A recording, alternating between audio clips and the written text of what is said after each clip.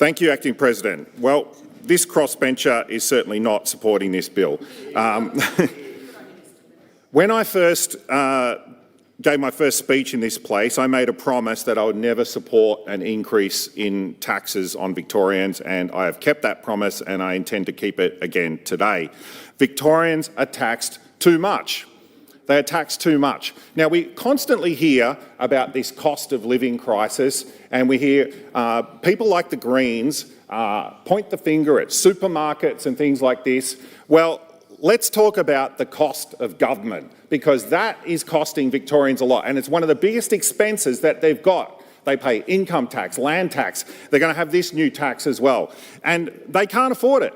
Victorians have reached the limit of what they can handle in taxation. At least the supermarket, I can choose whether or not I go there. At least there's competition. I can go to the local greengrocer, I can go to Aldi or something like this. But this tax, every landholder, every person that pays rates in Victoria is going to get a tax increase. Now, there's been a lot of talk about firefighters and volunteers and farmers, and the reason that we're talking about that is because they, and to their absolute credit, they have led this fight against this tax. But I think that there are a lot of Victorians out there, a lot of ratepayers who don't know that this is coming, and they are going to get the shock of their life when they get their bills. They are going to be very upset. I think, and it was mentioned out the front of Parliament the other day that, you know, there's a lot of people in Victoria that just don't know that this is coming down the line. Well, they'll know soon enough once they get the bill.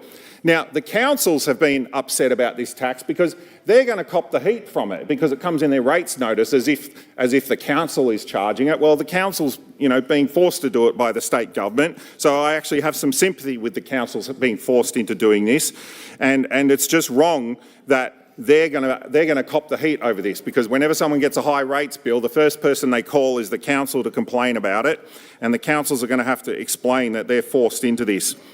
But the idea that we need more taxes rather than look at reducing waste in government, reducing duplication in government, the idea that we couldn't somehow reduce waste to the point where we could fund this through cost savings in other areas is just unbelievable, that a new tax is the only way we could do it.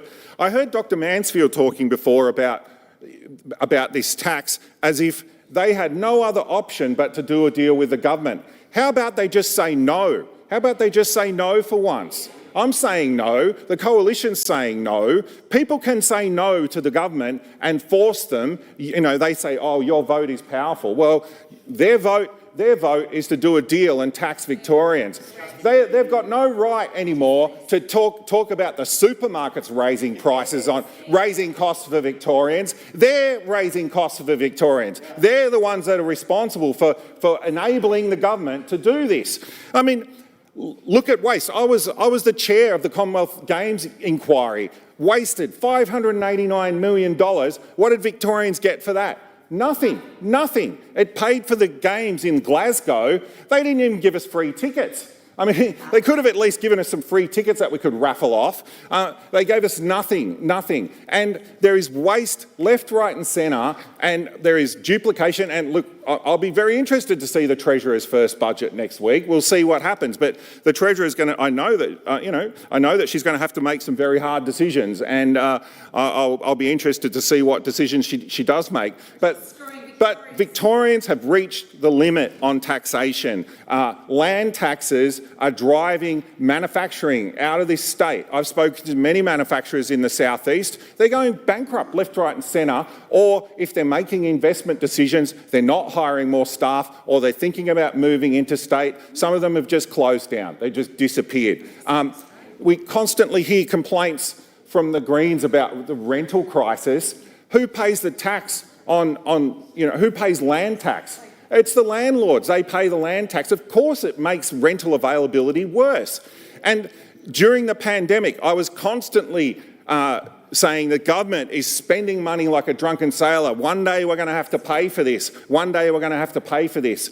And who's paying for it? Well, we found out eventually they raised land taxes. Everyone that owns land in this state had to pay the COVID levy. Eventually we have to pay for it. Nothing that government does is free. They talk about free stuff all the time. Everything is paid for through taxes. It's either paid for by today's taxpayers or it's paid for by our children in the future who are going to have to pay off this debt one day. I don't know when they're going to manage to pay it off, but we're in a perilous situation because our debt is so high, and if we, God forbid, if we end up getting a credit rating downgrade, the cost of issuing more debt by the Treasury Corporation is going to be out of control. We should not be raising more taxes, hurting Victorians even more. The government is too big. Government needs to be smaller. We need to scale back the size of government in Victoria, indeed throughout the whole nation. But in Victoria, we need to scale back the size of government. We need to the government needs to focus on what's important. Police, emergency services, crime, basic functions, but they get their hands into every single aspect of people's lives. They interfere in every single aspect of people's lives, and it's got to stop. Because every time they do that, it costs money. And it's not the government's money, it's taxpayers' money, and it's got to stop.